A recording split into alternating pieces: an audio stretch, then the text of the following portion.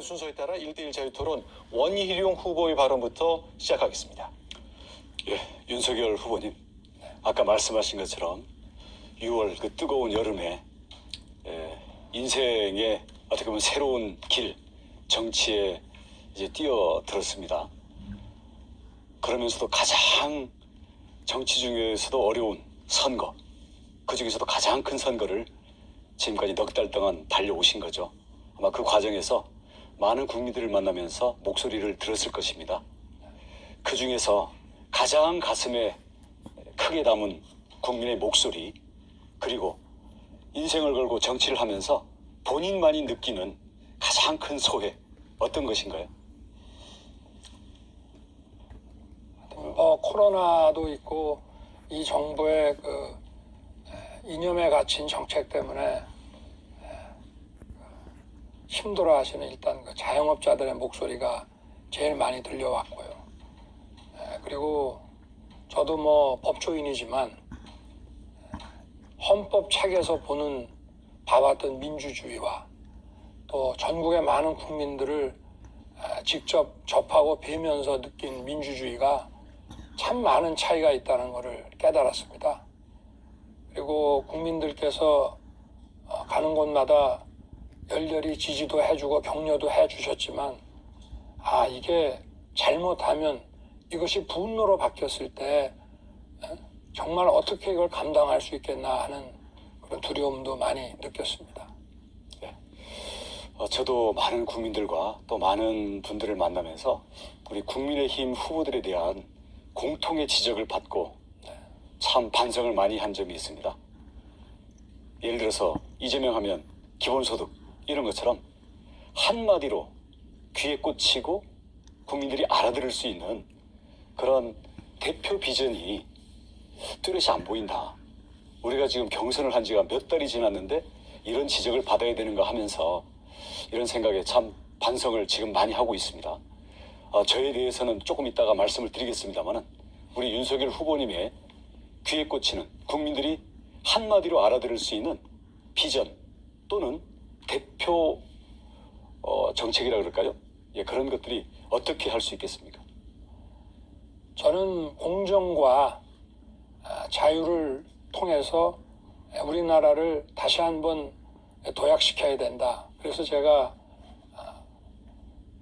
다시 도약하는 이 대한민국이라는 이런 캠페인을 제가 그 캠페인 슬로건을 제가 가지고 있는데요.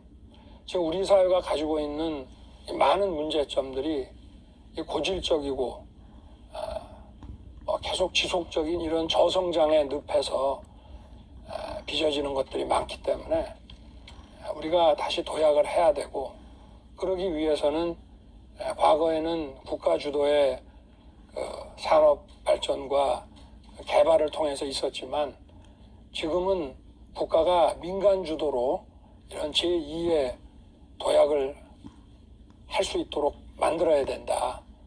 그런 게 제 생각입니다. 그리고 기본소득 말씀을 하셨는데 그건 우리 원 후보님께서도 그 얼토당토 않음에 대해서는 전문가시기 때문에 좀 더 얘기를 진행하면서 나누도록 하죠. 저는 똑같은 지적을 받으면서 저의 비전을 어떻게 해야 국민들께 한마디로 전달할 수 있을까 이런 고민을 많이 해왔고 또 저희 팀들과도 계속 머리를 맞대고 있습니다. 저는 이렇게 저희 비전을 이야기하고 싶습니다. 국민들이 꿈을 포기해야 되는 이 현실, 그 아픔에 대해서 국가가 과연 국민들에게 어떤 도움과 뒷바라지를 해줄 수 있는가?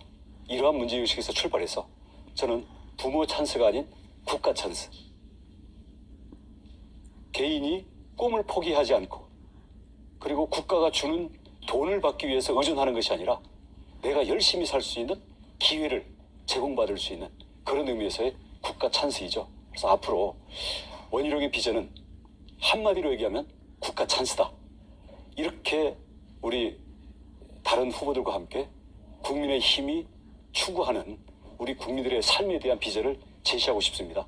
저는 그 중에 대표적인 정책이 반반 주택이라고 이름을 붙였습니다마는 저 자신이 뭐 서울에 집도 없지만은 내 집 마련의 꿈을 포기하고 따라서 미래의 인생 계획에 대해서도 절망 그리고 사회에 대한 원망을 해야 되는 우리 국민들의 내 집 마련의 꿈을 포기하게 하는 것을 이 상황을 방치해서는 안 된다. 그렇게 해서 그러한 고민 끝에 국민들의 분노와 절망을 담아서 저는 반반주택 공약도 내놓게 됐습니다. 이것은 다른 후보들처럼 땅을 이제 부지를 확보해서 뭐 5년 뒤, 10년 뒤에 집을 마련해서 원하지도 않는 지역에다가 뭐 싼 값으로 주겠다 이런 내용이 아니라 내 집 마련을 해야 되는 무주택자들이 지금 자기가 살아야 되는 지역, 살아야 되는 적정한 주거를 선택을 하면 여기에 대해서 우리가 내 집 마련할 때 친가에서나 뭐 친정에서 이렇게 도움을 주는 것처럼 2분의 1 공동 투자를 국가에서 해주자는 것입니다. 그래서 저는 앞으로 이런 면에서 우리의 국가 찬스라는 비전 그리고 무주택자에 대한 구체적인 손에 잡히는 국민들의 어떤 국가에 대한 기대를 일으킬 수 있는 그러한 정책이 필요하다고 생각을 하거든요. 어떻습니까? 우리 원 후보님의 부모 찬스가 아닌 국가 찬스라고 하는 것은 제가 주장하는 이 공정국가와 상통하는 거라고 저는 생각합니다. 다만 국가가 직접 나서서 도와주는 게 주냐? 물론 국가가 직접 도와줘야 될 일도 많이 있습니다만은 저는 주택 문제도 공공개발을 통해서 정부가 땅을 수용하고 집을 공급하는 것은 그거는 좀 예외로 하고 민간 주도로 규제를 풀어서 많은 주택이 공급되게 하는 그런 거를 이제 저는 강조를 해왔고요. 그리고 이제 뭐 말씀을 나누다 보면 나오겠지만 저는 우리 사회의 어떤 그 사회적 자본, 그러니까 우리가 지금 저는 이 모든 문제가 우리의 그 고질적인 저성장에서 이런 문제들이 전부 발생을 지금 하고 있는데 지금 이 경제 성장이라고 하는 것이 우리가 뭐 흔히 얘기하는 것처럼 노동과 이 자본의 투입에 따라서 어떠한 산출물이 나오고 그게 늘어가는 것이 성장이 아니겠습니까? 그러나 이제 노동과 자본이 결국은 그 인적 자본, 기술 이런 거에 의해서 이제 그 산출물이 나오는데 그 근본에는 사회적 자본이라고 하는 그런 그 어떤 신뢰, 이 트러스트라는 그 사회적 자본 그리고 그 신뢰라고 하는 것은 우리 사회가 공정과 상식에 입각해서 돌아간다라고 하는 것에 대한 믿음 그게 있어야만 우리가 성장의 어떤 그 기초를 닦을 수 있지 않느냐. 그래서 저는 이 오랫동안 제가 말씀드린 공정과 상식이 버벅인 사람은 무조건 처벌돼야 된다는 그런 협의가 아니고요. 이것이 결국 우리 사회의 많은 문제를 해결하고 우리 사회의 성장과 번영을 이루는 토대가 된다. 이렇게 저는 생각을 하고 있습니다. 그 부분에 대해서는 뭐 우리 원 후보님도 그 같은 생각을 가지고 계시리라고 저 생각을 하는데 어떠십니까? 네. 저도 공정과 상식이라는 것이 국민의 삶과 떨어져서 거기에 대해서 심판하는 잣대로서의 의미는 너무나 좁은 의미라고 그렇습니다. 생각합니다. 법이 전부가 아니지 않습니까? 그렇습니다. 법도 결국은 우리 국민의 삶에 하나의 그 공동의 삶을 유지하기 위한 하나의 공통의 잣대 아니겠습니까? 그래서 지금 말씀하시는 공정과 상식이라는 것이 지금 이 시대에 우리 국민들이 가장 아파하고 가장 힘들어하는 고통과 무거운 짐 이것을 국가가 함께 들어주고 함께 길을 갈 수 있는 이제 그런 말이 있죠. 비가 오는데 우산을 쓰고 어부다 주는 것이 아니라 함께 비를 맞고 함께 길을 갈 수 있는 그런 면에서 저는 우리 삶의 현장 그리고 삶의 문제를 더 담아내는 그런 의미에서의 공정과 상식이 되어야 된다고 생각을 합니다. 그러니까 이제 뭐 대장동 사건처럼 이런 권력형 비리가 드러났는데도 이거를 제대로 법적인 그 잣대를 들이대고 처벌을 하지 않고 그냥 놔둔다고 하면 이거는 뭐 그 자체로 그냥 무너뜨리게 되는 겁니다만은 제가 말씀드린 이런 사회적 자본으로서의 공정과 상식은 우리 사회 많은 문제를 해결할 수 있는 어떤 성장의 기초가 되는 것이기 때문에 이제 중요하다고 말씀을 드리는 것이고요. 그래서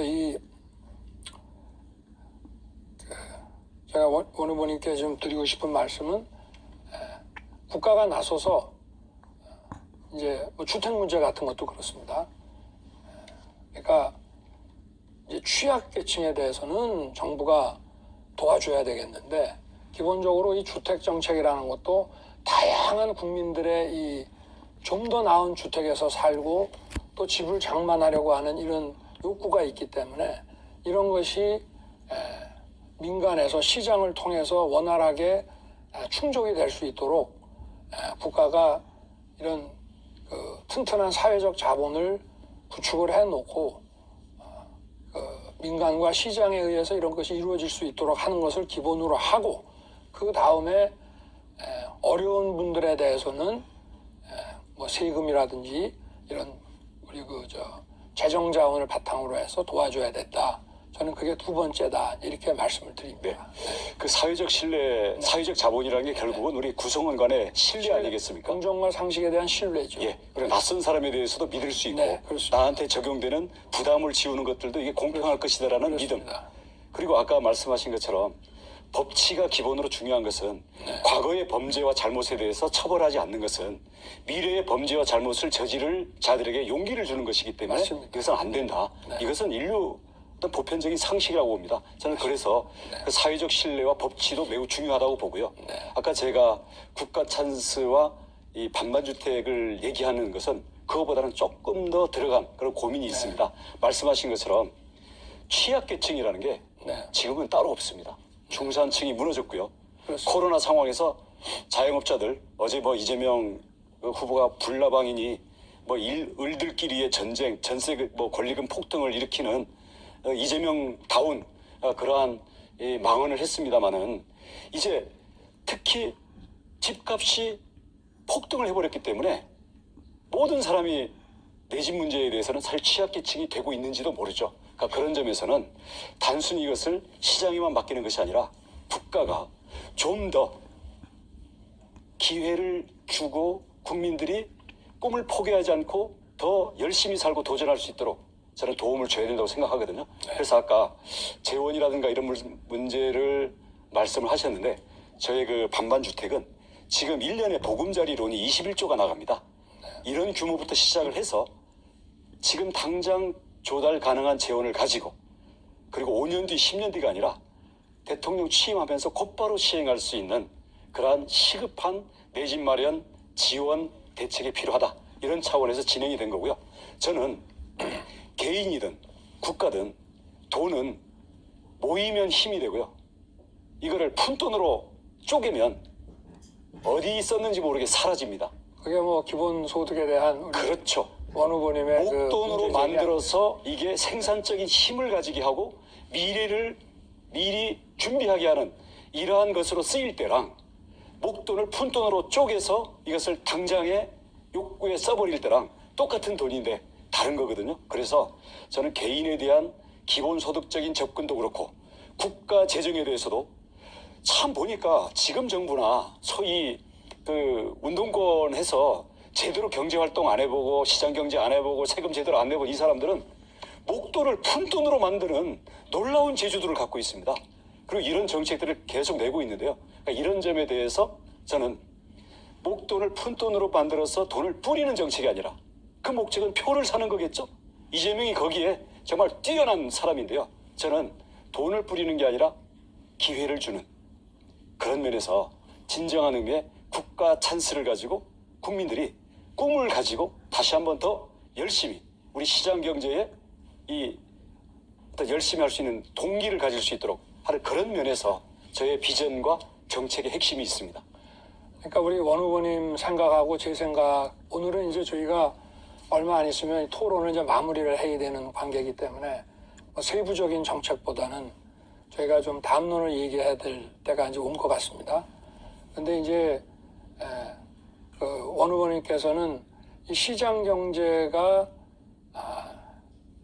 다루지 못하는 소위 시장의 실패가 일어나고 시장 경제에 부족한 부분들을 국가 찬스로 이제 그거를 보충을 해주겠다 하는 이제 그런 말씀이고, 저도 뭐 거기에는 뭐 전적으로 동의합니다. 그렇지만 저는 이 시장에 의해서 어떤 분배가 이루어지는 과정에서 그 분배가 좀 잘못됐다고 해서 그 어떤 세제라든지 복지라는 것으로 해서 그거를 조정하는 것도 중요하지만, 그에 앞서서 시장 기능에 의한 분배가 좀 공정하게 이루어질 수 있도록, 그러니까 소위 말하는 세전의 그 분배가 공정하게 이루어질 수 있도록 정부가 그 시장에 대한 정책을 가짐에 있어서 자유는 주되, 자유롭게 경쟁할 수 있게는 주되, 공정한 경쟁이 되도록 정부가 제도를 만들고 관리를 해서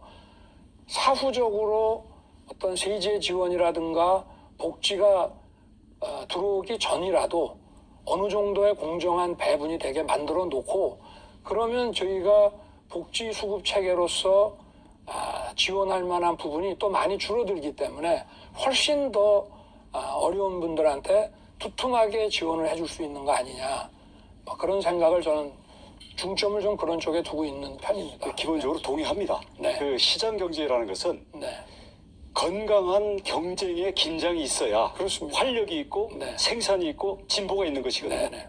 대신 여기에는 반드시 승자와 패자가 있습니다. 그렇습니다. 승자가 독점과 독식으로 가는 것은 네. 늘 이것을 시장을 경쟁을 유지하는 쪽으로 네. 이거는 잡아줘야 되고요. 대신 시장에서 어쩔 수 없이 밀려나는 사람들이 있습니다. 밀려나고 싶어서가 아니라 네. 경쟁 자체가 안고 있는 숙명적인 거죠. 그러니까 그런 면에서는 저는 우리 국민들이 지금 아파하는 것도 시장 내에서 또 생산 과정 내에서의 1차 분배, 이게 공정하게 되는 게 우선 가장 중요하고요. 그렇습니다. 이 여기에서 못한 부분들은 재분배 또는 2차 분배가 되어야 되죠. 혁신에는 반드시 그늘이 있고요. 시장 경쟁에는 거기에서 불가피하게 변두리로 밀려나는 사각지대가 있습니다. 이 사람들을 최소한의 기초 생활과 인간의 존엄을 유지하고 자유를 누릴 수 있는 이 국가가 이러한 지원을 안 해주면 그 국가는 품격을 못 갖추고요. 국가는 국민을 단순히 각자 도생의 개미 지옥으로 밀어 넣어서 여기에서 세금만 받고 다음 강자들의 이익을 그냥 법으로 누르는 일방적인 질서가 될 수 있거든요. 그래서 저는 시장 경제의 건강한 활력은 살아나고 좋은 기업들이 쏟아져 나오면서도 그 시장 내에서 생산, 노동 이 내에서 분배가 공정하고, 나아가서는 혁신의 그늘, 그리고 시장 경쟁에서 밀려나는 변두리의 이 사람들의 아픔에 대해서